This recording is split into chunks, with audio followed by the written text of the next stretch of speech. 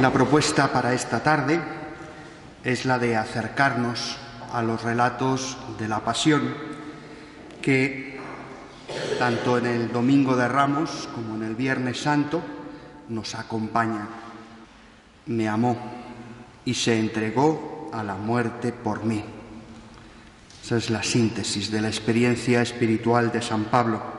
Gálatas 2:20, lo hemos venido recordando una y otra vez como una especie de letanía que nos acompaña en estos ejercicios. En estos relatos de la Pasión, a estos relatos de la Pasión, nos podemos acercar de muchas maneras. Hay muchos tratados, muchos libros de espiritualidad que nos llevan a meditar sobre unos elementos u otros, unos aspectos u otros de la Pasión de Jesús.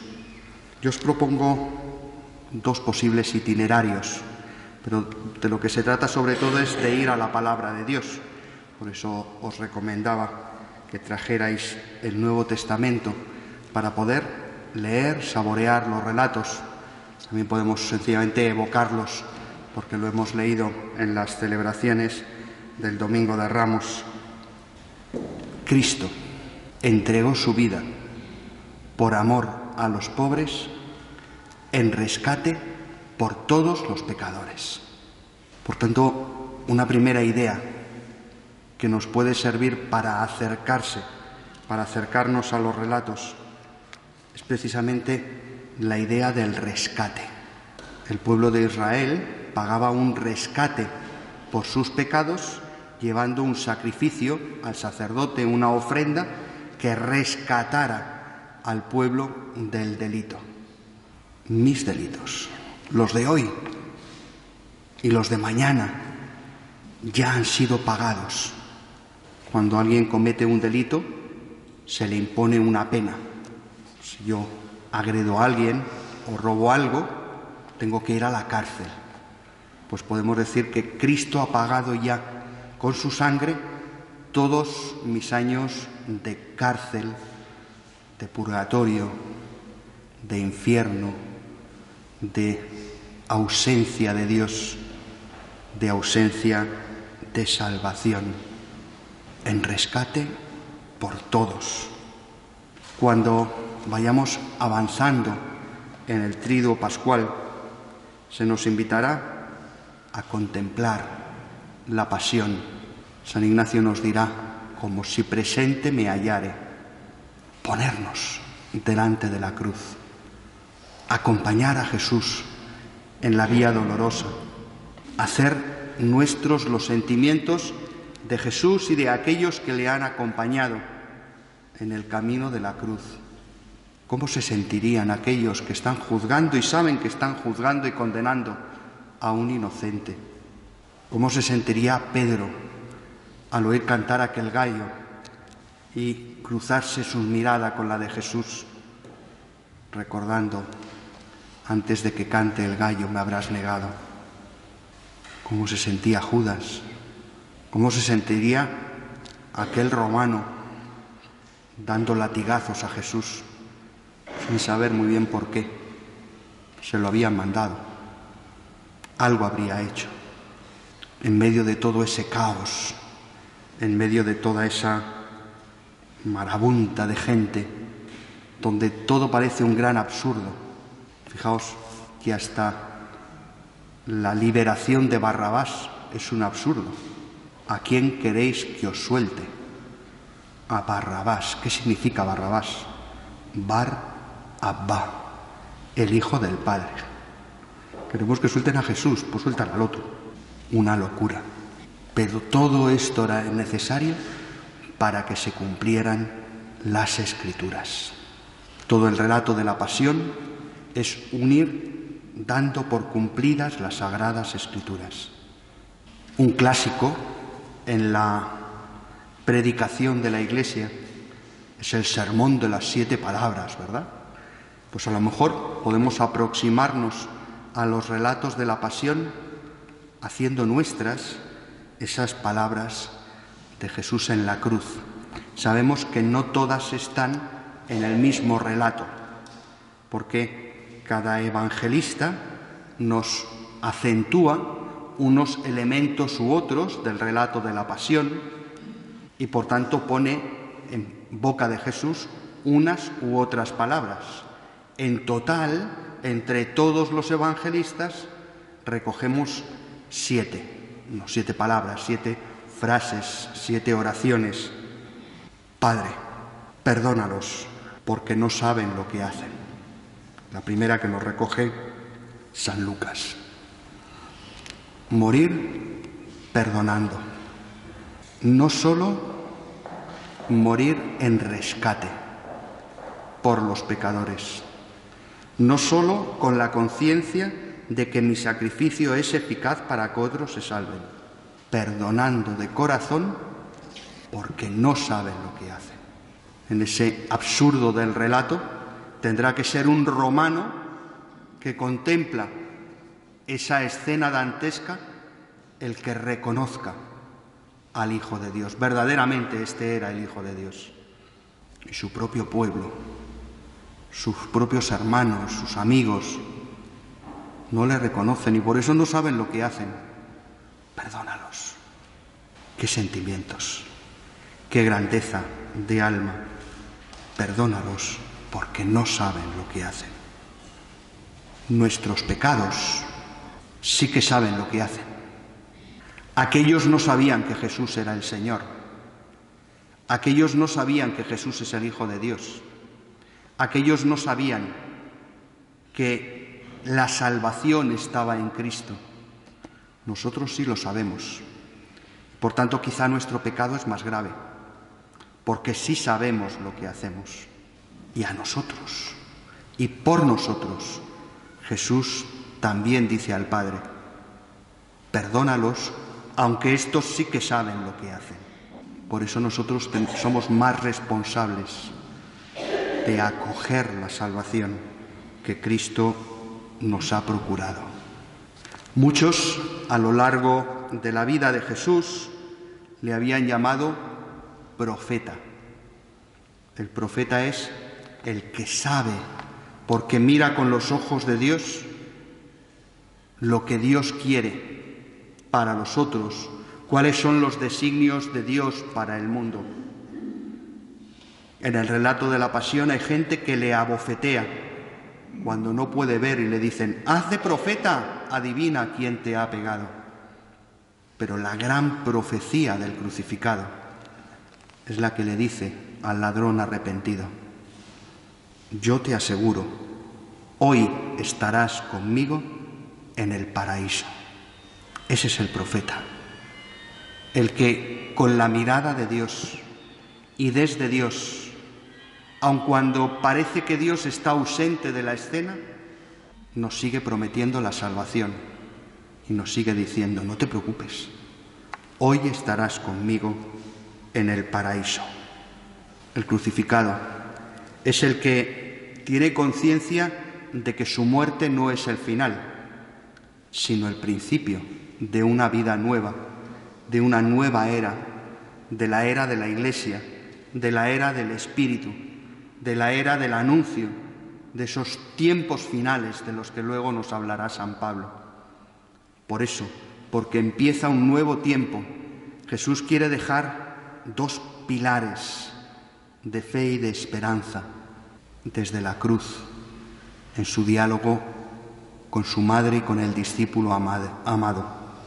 Mujer, ahí tienes a tu hijo, ahí tienes a tus hijos, ahí tienes a tu Iglesia, a la que te encomiendo la tarea de hacer lo mismo que has hecho conmigo, engendrarla en la fe y sostenerla con tu oración, con tu intercesión, con tu súplica y con tu dolor, porque tu dolor es corredentor, tu dolor se asocia al mío para que éstos tengan vida.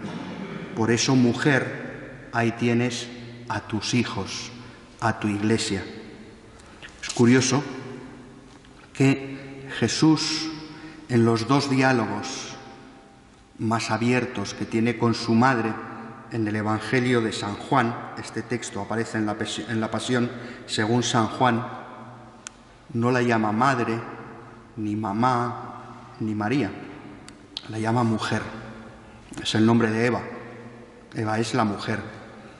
Y de alguna manera nos está proponiendo a María como una nueva Eva que intercede por nosotros, por sus hijos. Esa mujer a la que le dice todavía no ha llegado mi hora, cuando están en Caná y suplica al Hijo, es la misma mujer que al pie de la cruz nos es prestada, propuesta como madre y como intercesora. Y al mismo tiempo, al discípulo amado, a cualquiera de nosotros que hemos recostado la cabeza en el pecho del Maestro, nos invita a acoger como madre a su propia madre. Qué pena me da que en muchas casas, con eso de que no es moderno, se van quitando imágenes de María. Incluso muchas veces algunos feligreses venís, ¡ay, mira, me he encontrado esto en el contenedor, una virgencita, pues las típicas de poner en las habitaciones, ¿qué hacemos con ella? Es una manera de recordar que ahí están los hijos y ahí está la madre, y que nuestra relación con María es una relación maternal. Y después de esto, al Padre. Ha habido un diálogo con la madre y con el Hijo. Ahora, al Padre. ¿Por qué me has abandonado? Dios mío, ¿por qué me has abandonado? Parece que Dios ha dejado a su suerte a su Hijo. Parece un Dios despiadado, parece un Dios desentendido, pero no. Es precisamente el abandono de Dios el que es redentor. Jesús nos salva cuando se ha despojado de todo, hasta de su Dios, hasta de su ser Dios, hasta esa sensación de vacío de Dios. Te lo doy todo para que tú te salves, hasta mi conciencia de ser Dios y de que Dios, el Padre, está conmigo. ¿Por qué me has abandonado? Porque es necesario para la salvación del mundo. San Juan nos propone otra palabra.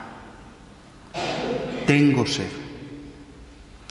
Recordáis que el Evangelio de San Juan prácticamente empieza con el relato de la samaritana. A aquella mujer y a nosotros al comienzo de los ejercicios nos decía, tengo sed, dame de beber. Y todo el proceso que ha seguido Jesús a lo largo de su vida pública ha sido un ir haciéndonos descubrir que cuando Cristo nos pide de beber es el momento de calmar nuestra sed en Cristo. Cuando Cristo en la cruz dice tengo sed, es el momento de correr hacia la cruz, porque va a brotar el agua de la vida. Es San Juan el que señala que del costado de Jesús manó agua junto con la sangre. Cuando Cristo te dice tengo sed, corre hacia Él, porque el que vas a quedar calmado eres tú. Y precisamente porque ahí está nuestra salvación, todo está cumplido. Consumatum est. Todo ha sido consumado. Ya he hecho lo que tenía que hacer. Vuelvo al Padre. Y vuelvo con los deberes hechos y muy bien hechos. Lo he dado todo para que el mundo crea. Lo he dado todo para que el que crea en mí tenga vida eterna. Cuando el Hijo del Hombre sea elevado como la serpiente en el desierto, todo el que cree en mí tendrá vida eterna. Ya ha sido elevado. Todo está cumplido. Y por fin la séptima palabra. Padre, en tus manos encomiendo mi espíritu. Mañana, cuando concluyamos los ejercicios con la contemplación para alcanzar amor, haremos nuestra la oración de San Ignacio, en la cual también el ejercitante pone en las manos del Padre todo. tú eres todo para mí. Soy del todo tuyo. Lo pongo todo en tus manos. En tus manos encomiendo mi espíritu. El espíritu en este sentido, en esta frase de Jesús, tiene sentido de la vida. O sea, alguien que exhala el espíritu es alguien que pierde la vida, que deja de respirar, que ya no tiene vida. Jesús encomienda su espíritu al Padre. Padre, lo que me queda de vida te lo doy, porque yo ya he hecho lo que tenía que hacer. Todo está cumplido y, por tanto, en tus manos encomiendo mi espíritu. Quizá podemos en este rato pues saborear estas palabras del resucitado en la cruz. Y otra propuesta que os hago es ponernos en el lugar de la madre. ¿Qué sentiría aquella madre? Muchas madres veo por aquí, algunas ya abuelas. ¿Qué sentiría María? Unirnos al corazón de la madre. Daos cuenta que por ahí va la piedad popular. ¿Por qué tantas procesiones con la Virgen dolorosa, de la esperanza, tantas advocaciones de la Virgen en la soledad, en las angustias, en los dolores? Pues precisamente porque la Iglesia, si bien María pasa casi de refilón en los relatos de la Pasión y solo San Juan nos habla de ella de una manera un poco más explícita, los otros evangelistas pues estaban allí las piadosas mujeres y con ellas la Madre de Jesús, pero la piedad popular, el sentimiento de la Iglesia, pues ha tenido muy en cuenta a esa Madre. Recordemos el fragmento de la Pasión en el cual San Juan nos propone esa presencia de la Madre. En aquel tiempo, junto a la cruz de Jesús estaban su madre, la hermana de su madre, María la de Cleofás y María la Magdalena. Jesús, al ver a su madre y cerca el discípulo que tanto quería, dijo a su madre: «Mujer, ahí tienes a tu hijo». Luego dijo al discípulo: «Ahí tienes a tu madre».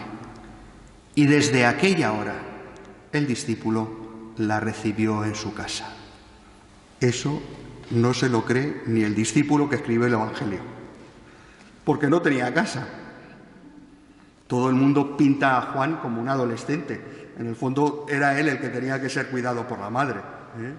Y de hecho, pues el discípulo y la madre se quedan, según todas las tradiciones, todos los relatos de la antigüedad cristiana, se quedan en Jerusalén con la primera comunidad cristiana que se establece en el entorno de la sala de la última cena, de la casa del cenáculo. Luego San Juan nos está diciendo algo más que recibirla en su casa físicamente. La casa del discípulo es la casa de María y, por tanto, cada casa de discípulos es la casa de María, porque necesitamos una madre que interceda por nosotros.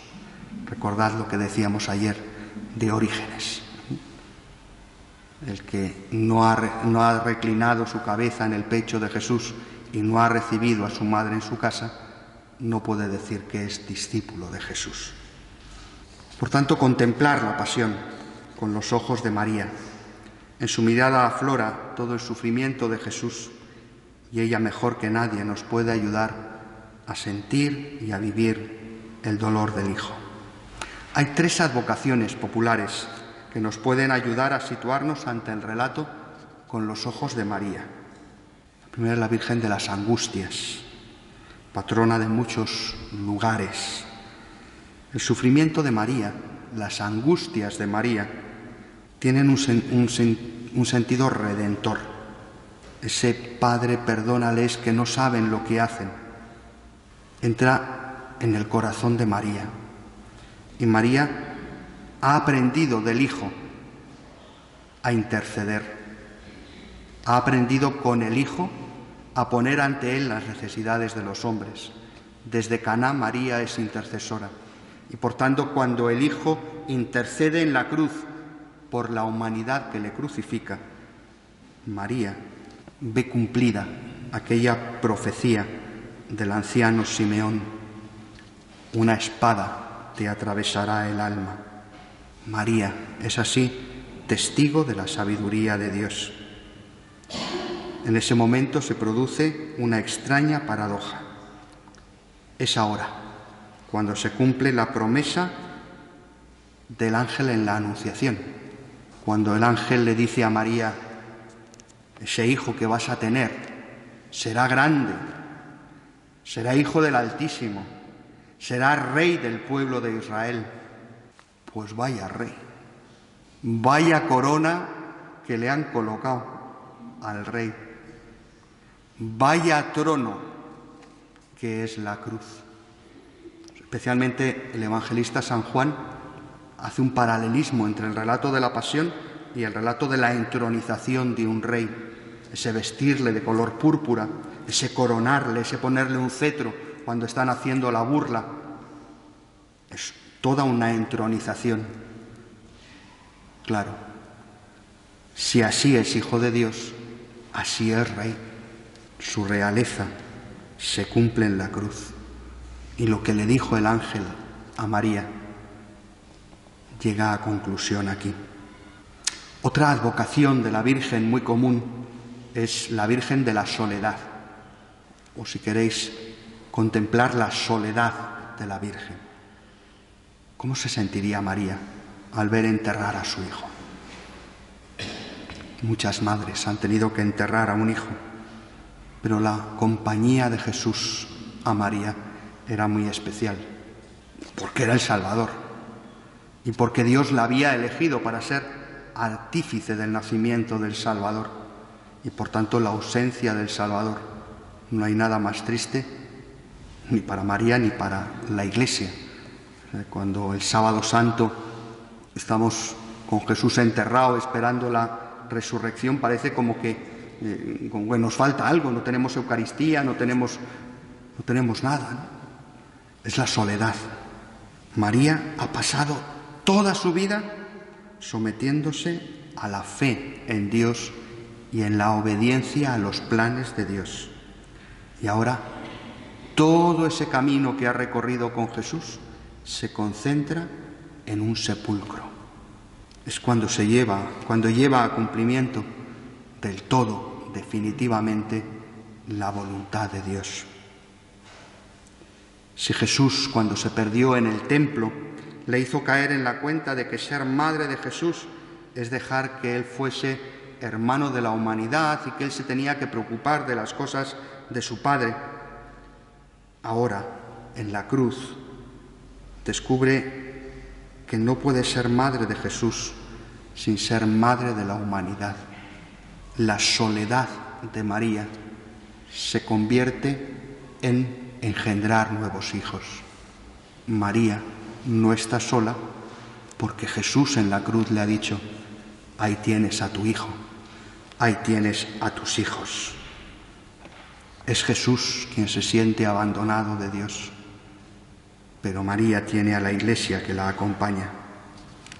En muchos lugares se saca en procesión a la Virgen de la Esperanza. Si alguien tenía esperanza en la resurrección de Cristo, era María. Ella recordaría en ese momento de cruz y de aparente fracaso las palabras de Jesús: yo soy la resurrección y la vida, las que dijo cuando resucitó a Lázaro. Y se abre la esperanza. Junto a ella, al pie de la cruz, está el germen de la Iglesia, el discípulo amado. Por eso es posible esperar. Y en torno a ella vuelve el grupo de la esperanza en el Señor. Los discípulos que han huido de la cruz como unos cobardicas se congregan con las puertas cerradas por miedo a los judíos en torno a la Virgen de la Esperanza. Muchísimos padres de la Iglesia narran cómo María, después de enterrar a Jesús, va con los discípulos al cenáculo. Y ellos están asustados, están nerviosos, están desfondados. Y María les alienta en la esperanza. No tengáis miedo, chicos. Si Él dijo que era la resurrección y la vida, y el Padre no nos deja solos, Dios lo resucitará. Hay un autor, quiero recordar que es San Efrén, un diácono sirio del siglo III, que narra algo similar pero distinto. Dice, ¿qué haría María cuando Jesús es enterrado? Dice, pues se iría a casa de su madre, porque ella, por ser madre, tenía la esperanza en la resurrección. En cambio, la pobre abuela Santa Ana estaría muy desconsolada. Es una imagen preciosa, ¿no? Yendo la hija a consolar a la madre que ha perdido al nieto. Sea como fuera, ¿qué sentiría María? ¿Cómo María, en medio del dolor, vive la esperanza? Os he puesto ahí un texto que ahora voy a leer para los que no tienen el papel y nos ven desde lejos, que no es mío, es de un compañero y amigo sacerdote, pero creo que recoge muy bien lo que hemos expresado y lo que nos puede ayudar también para nuestra reflexión. Mi nombre es María. Esta noche no he podido estar al lado de mi hijo. La tradición judía dice que los varones deben estar separados de las mujeres y niños. Sin embargo, mi corazón estaba allí con él.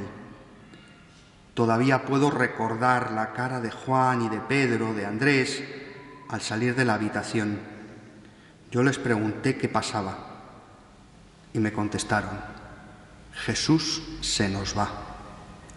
Ellos estaban desconcertados y no comprendían muy bien lo que ocurría, pero yo bien sabía que el Padre le llamaba y que había llegado su hora. Dios mío, son tan duros estos momentos. Es difícil pensar que tu hijo se va. En mi interior resuenan todavía las palabras del ángel que tú enviaste. No temas, María, el Señor está contigo. En esos momentos sentí que Dios se adueñaba de mí y solo pude contestar, he aquí la esclava del Señor.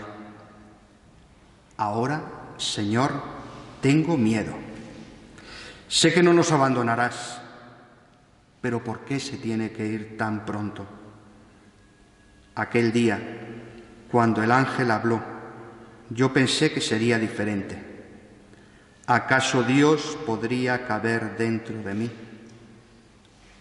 Tuve también miedo. Sin embargo, fue igual que todos, tierno y niño, diminuto y con lágrimas y hambre. Me gustaría poderlo estrechar en mi pecho, como lo hacía cuando era niño. Desde que el ángel se marchó, quedé a solas con mi fe. Sufrí la soledad de no entenderle nunca del todo, de tener un hijo que te desborda siempre. Todavía puedo recordar la boda a la que fuimos invitados en Caná. Una vez más me desbordó cuando me contestó, todavía no ha llegado mi hora. Fue entonces cuando claramente comprendí que tú le querías para manifestar en la tierra tu reino, para salvarnos de la oscuridad en la que vivíamos. Fue entonces cuando se marchó de casa. Se había rodeado de un grupo de amigos en Cafarnaún. Yo sabía que no podía retenerlo junto a mí. Debía cumplir aquello para lo que tú le habías enviado. Pero es tan duro ver que tu hijo se va. De nuevo quedé en soledad, una soledad que solo tú podías llenar. No podía dejarle solo.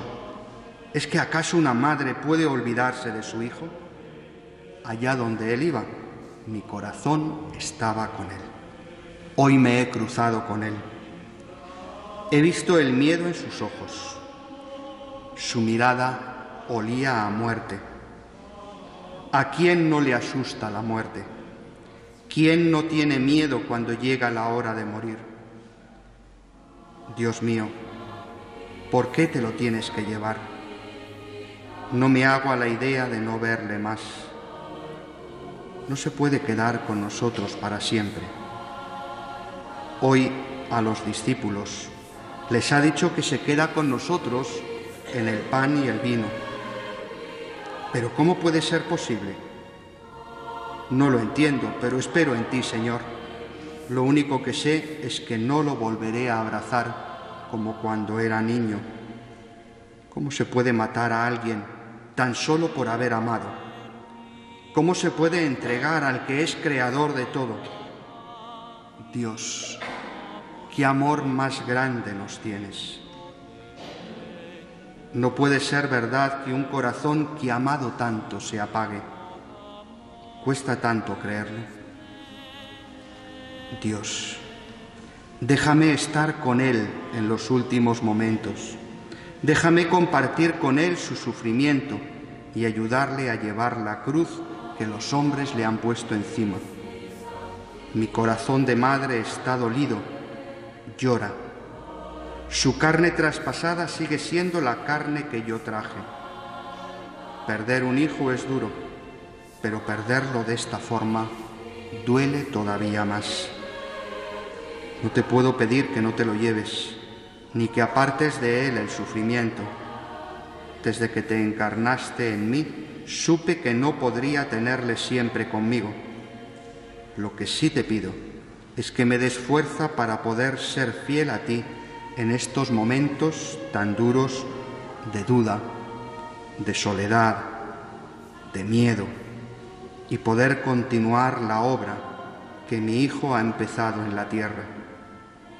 No entiendo nada, pero una vez más, hoy te digo, he aquí la esclava del Señor, hágase en mí según tu palabra.